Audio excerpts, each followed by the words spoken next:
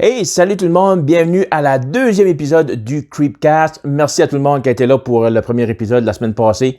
Je pense que ça a apparu dans la vidéo, j'étais pas mal nerveux pour une premier épisode, mais là, ça y est, la glace est brisée. On est rendu à l'épisode 2, on va de l'avant. Fait que merci pour votre support, merci pour les beaux commentaires que vous m'avez envoyés, merci pour l'encouragement, vraiment apprécié. C'est un projet que j'aime beaucoup faire. Il reste encore 3 épisodes avant que ça finit, parce que ça va finir le samedi 31, jour de l'Halloween, avec un spécial John Carpenter. Ça fait que j'ai d'autres surprises pour vous autres au cours des prochaines semaines, mais là, tout de suite, aujourd'hui, pour l'épisode 2, on y va tout de suite dans le vif du sujet, avec comme thème les films originaux versus remake, parce qu'au cours de notre vie, on a des films qui ont marqué notre enfance, notre adolescence, même notre vie adulte, des films qui ont marqué l'histoire de l'humanité, des classiques, des chefs-d'œuvre. Puis à un moment donné, une couple de décennies plus tard, ça peut être un directeur, ça peut être une compagnie de studio, un studio de cinéma qui décide hey, on devrait faire une nouvelle version plus moderne de ce classique-là. Puis ça marche-tu? Ça tue vraiment l'effet qu'on veut? C'est ça qu'on va vérifier. Je vous parle de 5 films que j'aime beaucoup. On va parler des films, l'original en premier, puis on va parler ensuite des remakes qui ont été faits une couple de décennies plus tard, voir si ça va vraiment la peine. Puis le premier film qu'on va parler de, c'est un de mes films préférés de tous les temps. Film paru en 1960. On parle de Psycho, dirigé par nul autre que Alfred Hitchcock, qui met en vedette Anthony Perkins dans le rôle de Norman Bates et Janet Leigh dans le rôle de Marion Crane. Ce film-là, chef-d'œuvre. J'aimerais pouvoir, chaque fois que je vais pour l'écouter, prendre une pilule qui me rendrait amnésique juste le temps que j'aurais le feeling de voir ce film-là pour la première fois, parce que la première fois que j'ai vu ce film-là, le choc que ça a donné, c'était incroyable. Je peux même pas vous le décrire, là. Ce film-là, ça a été fait 60 ans passés. Puis, encore aujourd'hui, il n'y a rien qui a été fait comme Psycho. Je dirais pas que c'est le film parfait, mais vraiment un chef-d'œuvre. Alfred Hitchcock avait travaillé très fort sur le projet, qui a dû convaincre les studios que c'était une bonne idée pour lui de faire un film de ce genre-là, parce qu'à l'époque, c'était considéré assez risqué, surtout si on pense à la scène de la douche. Scène classique, scène iconique dans l'univers du cinéma. Cette scène-là est tellement populaire qu'il y a un documentaire juste consacré à cette scène-là où Marion Crane est attaquée par la maman de Norman Bates dans la douche. C'est un documentaire assez intéressant que je vous recommande aussi. Ce film-là, qu'est-ce que ça se passe? C'est justement Janet Leigh dans le rôle de Marion Crane qui, elle, allait avec son chum. Puis il parle d'essayer d'avoir une vie ensemble, de se marier, mais lui, son chum, il a beaucoup de dettes, puis il ne sait pas trop comment il va pouvoir s'organiser. Elle est secrétaire d'une agence immobilière, puis à un moment donné, elle va travailler. Puis son patron arrive avec quelqu'un qui veut investir pour acheter une maison, puis il donne 40 000 $ cash, un gros big shot, un show-off, puis qui dit « Ah, regarde, j'ai jamais sur moi plus que je peux perdre. » On voulait dire que 40 000 $, c'est une poignée de change. Mais ça fait que le boss à Marion lui demande « Écoute, moi je suis pas à l'aise d'avoir cet argent-là dans l'office, puis tu as apporté ça à la banque, puis lundi on lui donnera un chèque. » Fait qu'elle dit oui. Puis en chemin, elle décide de « Ah, c'est quoi, on va prendre le 40 000 $, puis on va me sauver avec. » Ça fait là, elle se sauve. Elle décolle en char, puis elle décolle, puis elle sait pas trop vraiment où qu'elle va. Mais là, elle devient paranoïaque, puis elle s'imagine que ce que le monde a appris à dire de elle dans son dos, que le monde s'en passe, OK, là, le 40 000 $, c'est pas rendu à la banque. On n'arrive pas à la rejoindre. Ça fait qu'elle continue de driver, puis elle drive, puis à un moment donné, elle vient fatiguée, puis elle arrête à une place qui s'appelle Bates Motel. Puis c'est là qu'on rencontre le fameux personnage de Norman Bates, joué par l'excellent Anthony Perkins.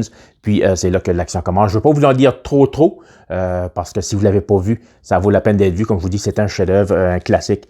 Vraiment, c'est un film que pense pas qu'on pourra refaire, mais il y a un directeur vers la fin des années 90 qui a dit « Oui, moi, je vais essayer de leur faire. » Gus Van Sant, en 98, est arrivé avec sa version de Psycho. Il a fait Psycho en 1998. Un projet qu'il n'y a pas grand monde qui était intéressé à faire parce que l'original de 1960 était tellement un classique, un intouchable si on veut. Mais Gus Van Sant avait eu du succès en 97 avec son film Good Will Hunting avec Matt Damon puis Ben Affleck. Ça fait qu'il a réussi à convaincre les studios de « Écoute, laissez-moi faire ma version de Psycho. » Quoique ça va être une copie conforme à l'original d'Alfred Hitchcock. Ça va être pas mal scène pour scène. Qu'est-ce qu'ils ont fait dans l'original? On va le refaire dans cette nouvelle version-là. Le problème avec ça, c'est que le acting des acteurs et actrices, parce que le film, celui-là, se passe en 1998. Ça fait que l'acting de 1960, ça n'a pas vraiment bien évolué pour un film plus moderne. Ça fait que des fois, on dirait que tu décroches parce que, pourquoi qu'il agit de même, il me semble que c'est pas naturel. C'est en 1960, c'est une autre époque, c'est correct, mais là, rendu, c'est à la fin du 20e siècle, ça paraît bizarre. Puis il y a aussi le choix des acteurs et actrices là-dedans, avec Viggo Mortensen, William H. Macy, il y a aussi... qui d'autre? Julianne Moore, même Vince Vaughn pour le rôle de Norman Bates. Ça, c'est vraiment weird parce qu'Anthony Perkins, il était l'acteur parfait pour ce rôle-là. Il était tout petit, il avait l'air gentil, il ne faut rien soupçonner de lui. Tandis que Vince Vaughn, en partant, on dirait, il a l'air d'un méchant malade, puis il est plus jacké, il est plus comme intimidant. Ça fait qu'on dirait que tu as vraiment le feel tout de suite que tu vois qu'ok, lui, il est pas nécessairement ben correct, ben gentil.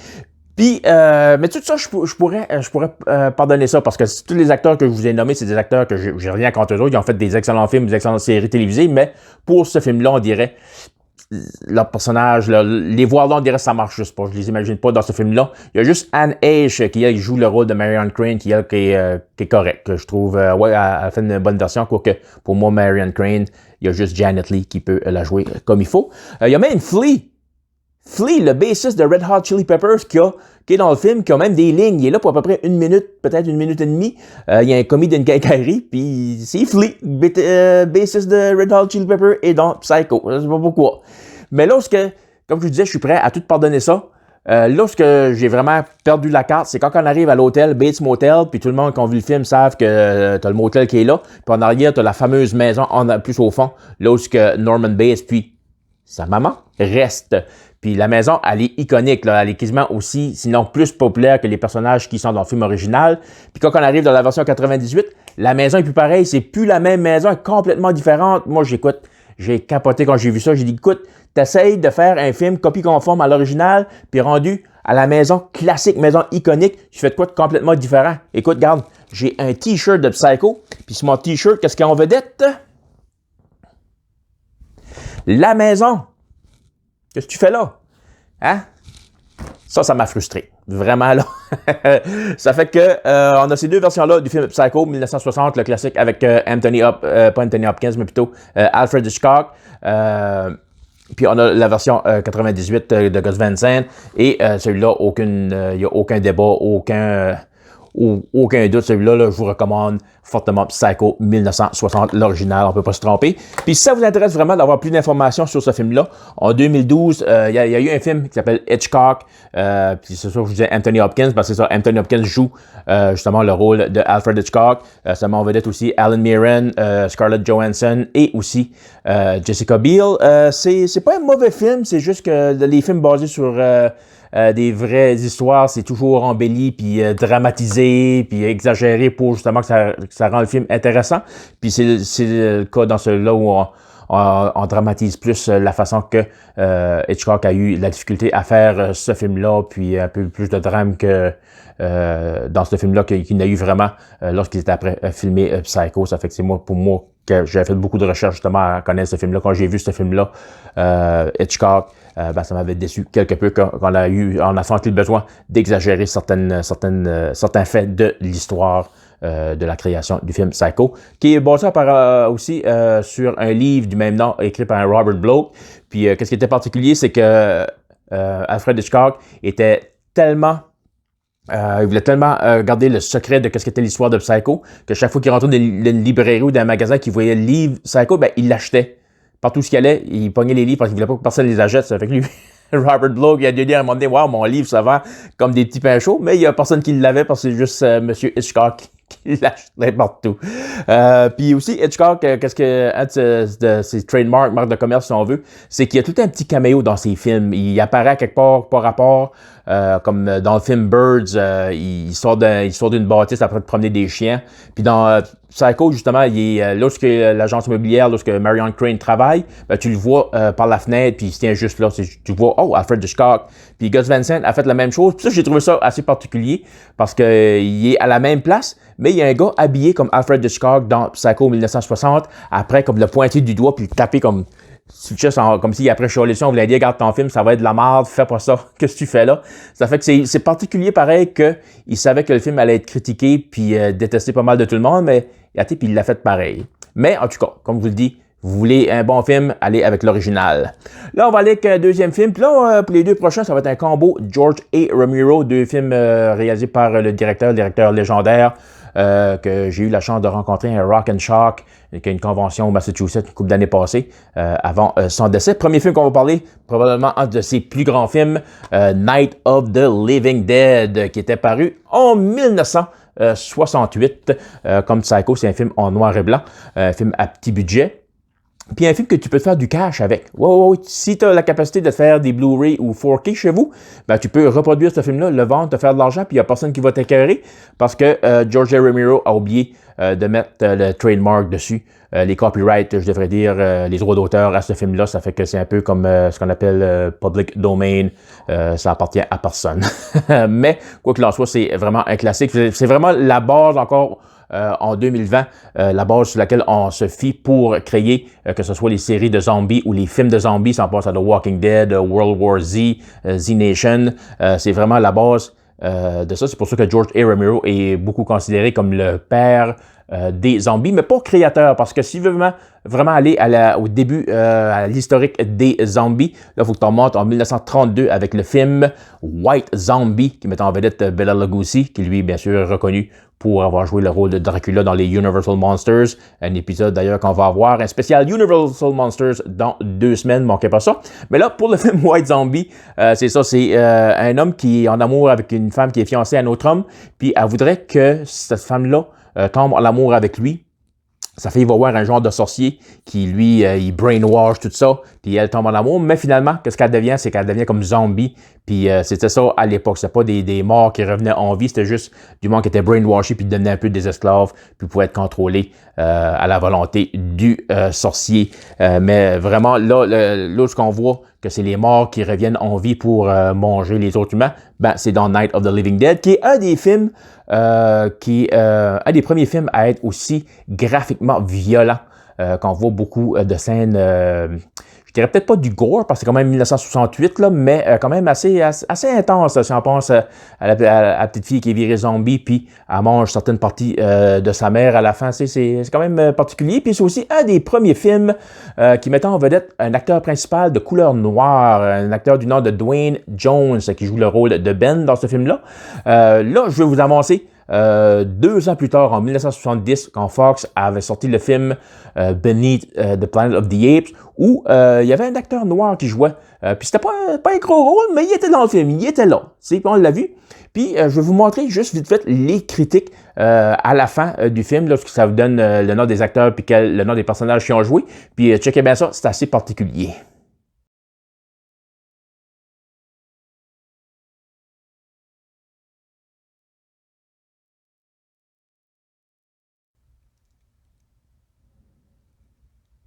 Hein? Où ça? Le gars...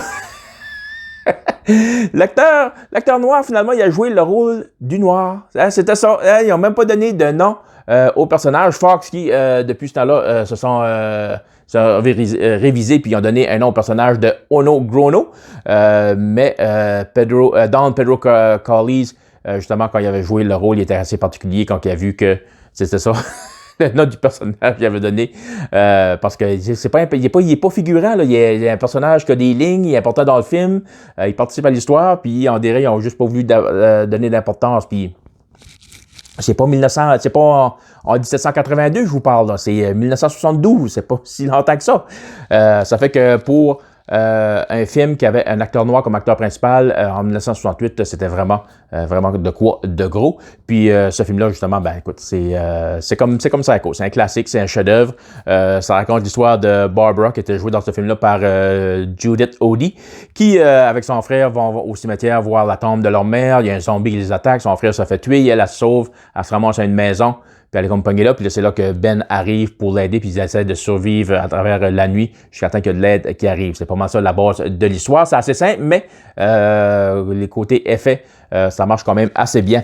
Puis en 1990, eh bien, on a décidé d'y aller avec une autre version, Night of the Living Dead. Puis celle-là, même si elle est assez fidèle au film de 1968, c'est quand même sa propre version. C'est vraiment une version qui est plus moderne. Ben, moderne pour 1990, là, c'est 30 ans plus tard, c'est peut-être pas aussi bien vieilli qu'on voudrait, mais quand même assez intéressant. Puis ce film-là met en vedette Tony Todd, qui lui, 2 ans plus tard, à partir de 1992, allait participer à la franchise de film Candyman, dans le rôle justement du personnage Candyman. Des films que j'ai jamais vus, mais à un moment donné, il faudrait que je m'assieds pour les écouter, parce qu'il y a même Jordan Peele présentement qui travaille sur un remake de cette franchise-là. Pour ce film-là, aussi, une grosse différence, c'est que le rôle de Barbara, joué par Patricia Tallman dans celle-là, bien, le personnage est beaucoup plus une femme beaucoup plus forte, plus indépendante que la Barbara en 1968, où en 68, on dirait elle est vraiment comme, elle n'arrive pas à aider les autres, elle n'arrive pas à s'aider, elle n'est pas capable, si elle serait toute seule, elle n'aurait pas réussi à survivre, mais elle, au début, elle panique, mais au milieu du film, là, elle se prend en main, puis elle dit, OK, on va survivre cette nuit-là, puis moi, tout faire ce que j'ai à faire pour justement rester en vie jusqu'à temps que l'aide arrive. Ça fait que une version assez fidèle, mais quand même son propre vibe, si je vous dirais. Vraiment bon film que je vous recommande, mais Night of the Living Dead, comme Psycho, je vous dis, tellement un classique que ça va battre la version 1990. Quoique, je vous recommande quand même les deux. Ça fait 2 bons films dans votre collection. Tu peux écouter 68 en premier, puis 90 en deuxième, puis ça fait une belle soirée. Autre film de George A. Romero, film que j'ai bien aimé, film paru en 1973, film qui s'appelle The Crazies. Celui-là, c'est pas avec des zombies, c'est une petite ville, petite communauté de Pennsylvanie, bien tranquille, où tout le monde connaît tout le monde est bien relax, tout le monde est gentil, rien de spécial qui arrive là. Ben, c'est qu'il y a un avion qui s'est écrasé pas trop loin, puis qui a déversé des produits biochimiques dans l'eau, dans les fleuves, dans les ruisseaux, dans les rivières, puis le monde qui a bu l'eau, ben là, c'est ça, ils sont après virer fou, puis ils s'attaquent l'un l'autre, puis comme ça donne des scènes assez particulières, parce que le gouvernement arrive là pour tenter de contrôler la situation avant que ça se propage partout, puis qu'on ait une pandémie d'un virus qui bloque, qui empêche tout le monde de sortir à la maison. Hein, ça vous rappelle-tu quelque chose, ça? Ce film-là quand même commence assez vite là. Si tu vas aller à la salle de bain, tu vas aller chercher de quoi à manger là, faut faire ça avant de peser sur play parce qu'en dedans de 2 minutes, tu es dans le vif de l'action, déjà ça commence. Puis ensuite, je trouve qu'il y a certaines scènes où on explique que les scientifiques essayent de trouver un vaccin à cette maladie-là, cette contagion-là.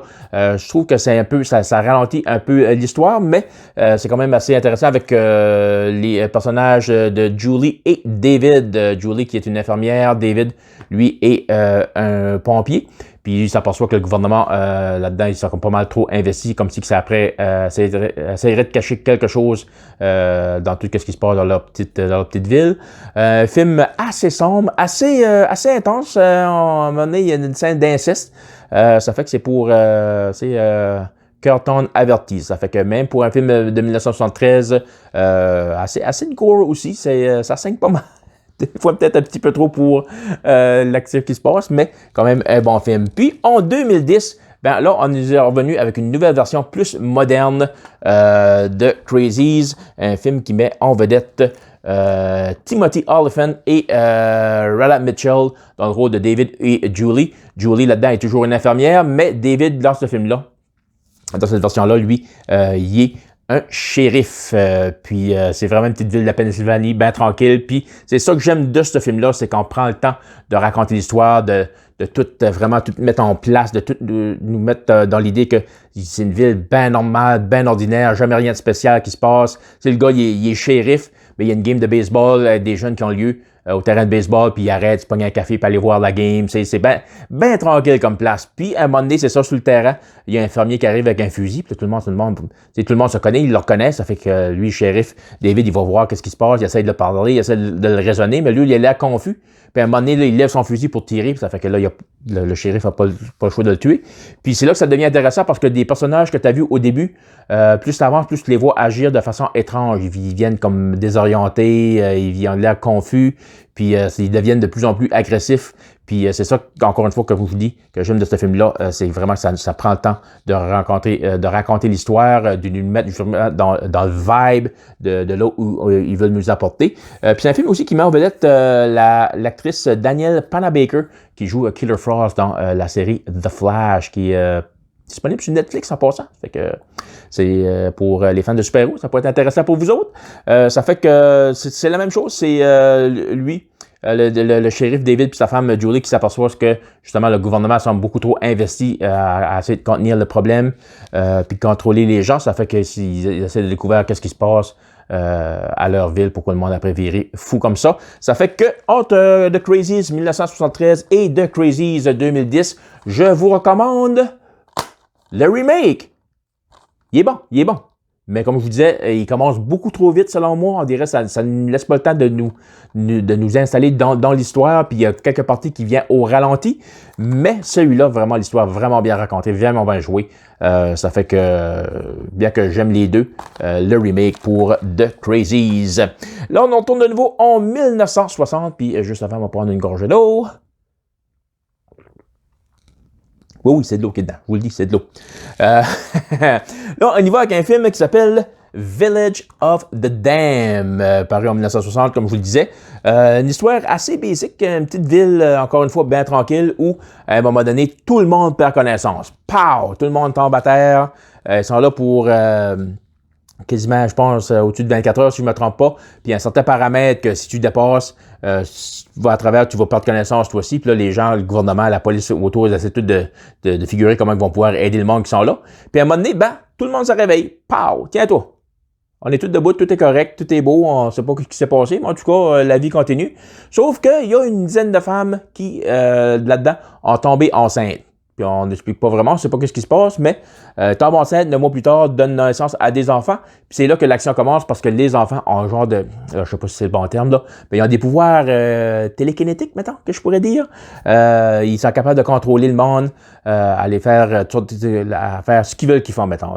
Si, mettons, il veut que tu te donnes un coup de poing dans la face, ben il va te regarder, ses yeux vont briller, puis tu vas te donner des coups de poing dans la face jusqu'à temps qu'il est tanné. Puis ils sont aussi capables de lire dans les pensées des mondes. Ça fait que si ta pensée, c'est vraiment de faire mal à ces enfants-là, ben eux, ils vont t'arrêter avant. Ça fait que c'est vraiment un bon film. L'histoire est assez simple, mais vraiment un classique de l'époque. Puis en 1995, John Carpenter, justement, a fait un remake avec Village of the Dam. Plus tard, il a dit que ce film-là, c'était une obligation contractuelle. Ça fait qu'il n'était pas vraiment passionné par le projet. Puis je pense qu'au produit final, ça paraît. Parce que c'est un bon film, pas mauvais, assez fidèle à l'original, mais on dirait en même temps, il n'apporte rien de nouveau. Il a vraiment dit, OK, ils ont fait ça en 1960, ben moi, je vais faire ça en 95, puis ça va être ça. Parce qu'après, il était censé travailler, John Carpenter, sur un remake pour Creatures of the Black Lagoon, mais étant donné que c'était un flop, après, ben, les compagnies studio ont dit, non, pas intéressé. Ce film-là, par exemple, ce qui est intéressant, c'est que ça met en vedette, oui, il y a Christy Halley, mais ça met aussi en vedette Christopher Reeves et Mark Hamill. Ça fait que tu as Superman et Luke Skywalker dans un même film. Bon, là, ils ne jouent pas Spider-Man et Skywalker. Ils jouent pas Superman puis Skywalker, ça serait weird, là, mais tu as les deux acteurs dans le même film, ça fait que c'est intéressant. Puis surtout que pour Christopher Reeves, lui, c'était son dernier film qu'il a fait avant son accident en 95, qu'il a rendu paraplégique, son accident à cheval. Ça fait que c'est la dernière fois qu'on le voyait dans un film où il était vraiment en contrôle de ses membres. Ça fait que si vous êtes un fan de Christopher Reeves, ce film-là, ça serait pour vous. Ça fait que c'est pas mal la même histoire où petite communauté bien tranquille, tout le monde prend connaissance pour une couple d'heures. Ils reviennent, les femmes sont enceintes, ils ont les bébés. Comme je vous dis, c'est pas un mauvais film, pas une mauvaise version, mais ça rapporte rien de nouveau. On dirait qu'il n'y avait vraiment pas d'intérêt à être fait, ce film-là. Ça fait qu'entre les deux, eh bien, je vous recommande l'original 1960 qui vaut la peine, vraiment un bon film aussi. Mais si vous êtes un fan de John Carpenter, comme moi je le suis, ça vaut la peine de regarder pareil, d'être vu pareil. Ou si vous êtes un fan de Star Wars ou Superman, ben, c'est là pour vous. Et dernier film qu'on va vous parler, un autre film, notre remake de John Carpenter, mais avant l'original en 1951, The Thing from Another World, basé sur une petite histoire qui avait été écrite par John W. Campbell Jr. qui s'appelle Who Goes There. Puis apparemment que le livre, c'était juste une petite histoire, mais que le livre est ressorti avec des chapitres qu'on croyait qui avaient été oubliés ou perdus, mais qui a été retrouvé. Ça fait que l'histoire a été plus rallongée. Mais si vous voulez pas lire de livre, The Thing from Another World, vraiment un excellent film où c'est des scientifiques, des rechercheurs ou recherchistes? Recherchistes. En tout cas, du monde qui fait des recherches, c'est ça que c'est. Qui sont en Antarctique ou en Alaska. Puis à un moment donné, ils trouvent un vaisseau spatial qui s'est écrasé sur la Terre puis qui est enseveli dans la glace. Puis dedans, ben, il y a un extraterrestre qui est gelé.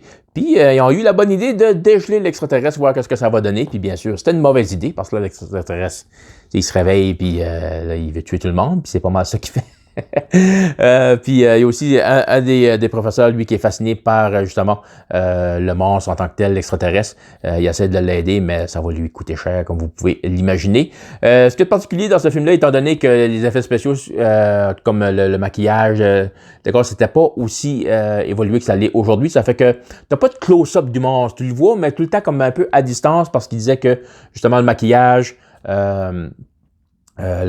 était pas assez bon, puis ça aurait enlevé du sérieux justement à l'histoire du film. Puis l'acteur qui justement jouait le rôle du monstre, si je peux avoir son nom, James Arness, qui joue The Thing. Lui-même, il n'était pas satisfait de son maquillage dans le film. Il disait qu'il ressemblait à une carotte.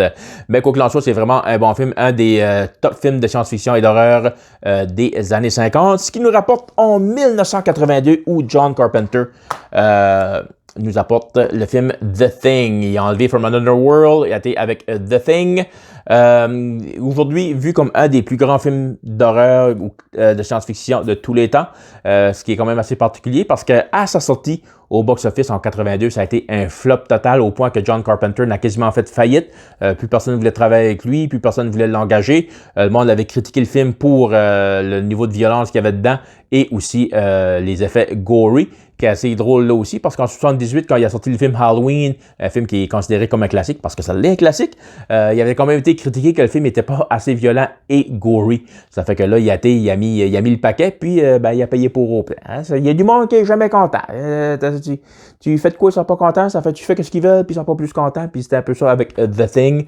Mais n'empêche qu'aujourd'hui, c'est ça, c'est vraiment considéré comme un classique, puis c'est ça, les effets spéciaux, puis les décors, puis le maquillage, c'est vraiment, on dit que c'est le standard dans le monde des films d'horreur, qu'aujourd'hui, avec les ordinateurs, CGI, il n'y a plus vraiment de magie, mais dans ce temps-là, c'était vraiment spécial de voir ça. Puis là-dedans, ce qu'il y a de différent aussi, c'est que dans le film, l'extraterrestre, lui, il est capable de changer de forme. Il peut prendre des formes humaines ou animales. Ça fait que là, à un moment donné, quand les chercheurs en Alaska s'aperçoivent de ça, ben là, ils deviennent paranoïaques, puis ils savent plus si leur ami est vraiment leur ami ou si c'est l'extraterrestre qui va essayer de les tuer. Le film en vedette Kurt Russell et Keith David. Les deux ont joué dans d'autres films de John Carpenter, avec Russell qui a joué dans Escape from New York puis Escape from LA. Ça a été bien sûr le rôle de Snake Plissken. Je sais c'est Snake, là, notre famille, je ne sais pas trop, je ne me rappelle plus. Puis Keith David, lui, eh bien, il a joué dans They Live aux côtés de Roddy Piper. Donc, c'est pas mal ça aussi l'histoire, mais vraiment intéressant. Donc, entre l'original et le remake, en passant, oui, il y a eu un remake en 2011, The Thing, mais ça a été un flop total. Apparemment, le film est vraiment pas bon. J'ai même pas pris la peine de le regarder, ça fait que j'en parlerai pas plus qu'il faut. Juste mentionner que oui, il y a un remake de The Thing en 2011, mais entre ces deux-là, eh bien, je vous dis que c'est à égalité. Je vous recommande The Thing from Another World et aussi The Thing. Deux excellents films, deux classiques, deux films que j'aime beaucoup. Même The Thing, je l'ai écouté encore à matin afin de faire le podcast. Donc, c'est ça, mes recommandations des films originaux films originaux versus les remakes. Avec Psycho, on y va avec l'original. Avec Night of the Living Dead, on y va aussi avec l'original. Quoique je vous recommande aussi le remake de 90, il est tout aussi bon. Peut-être pas tout aussi bon, mais quand même assez bon, il vaut la peine. The Crazy, je vous recommande le remake, mais vous pouvez toujours regarder l'original si vous voulez vous donner une idée d'où la base du remake vient. Pour ce qui est de Village of the Damned, on y va avec l'original. Et pour The Thing, eh bien, on y va avec les deux versions. Puis on oublie elle de 2011, qui, oui, je sais, je ne l'ai pas vue, mais ça m'intéresse pas. Ça fait que c'est pas mal ça pour la deuxième épisode du podcast. Merci d'être là. Merci de l'écouter encore une fois. Vraiment, je l'apprécie. J'ai beaucoup de fun à faire ce projet-là. Puis samedi prochain, je vous reviens avec... ça va être en deux parties parce que je vais vous apporter le coffret... le coffret de Friday the 13th qui sort le 13 octobre prochain. Puis c'est tous les films de Jason, puis c'est par la compagnie Shout Factory qui font des excellents produits. Eux, justement, se spécialisent dans les films un peu cultes, les films qui n'étaient pas vraiment populaires, mais quand même que les gens sont appréciés. Puis ils ressortent ces films-là avec vraiment de belles qualités. Puis là, je pense qu'ils ont vraiment eu le paquet pour ce coffret-là. Ça fait que j'ai hâte de vous montrer ça. Puis ensuite, si contraire à moi, parce que moi, je suis quelqu'un qui aime collectionner les Blu-ray et les 4K, mais si vous autres, c'est pas votre trip, vous écoutez un film, vous l'avez vu une fois, vous passez à autre chose, ben, je vais aussi vous parler de streaming. On va parler de Netflix, Amazon Prime, Shudder, Crave, tout ça. Puis je vais vous parler des films et séries d'horreur que vous pouvez visionner, mes suggestions. Parce qu'il y en a qui s'en viennent au mois d'octobre, il y en a qui vont commencer, même quand on commence, il faudrait que je checkerai ça, j'ai pas eu le temps encore, mais il y a beaucoup de petits bijoux là qui vous attendent, puis je vais essayer de vous aider à trouver quel qui serait le bon film ou bonne série pour vous. Ça fait que je vous reparle samedi prochain, puis je vous dis bye bye!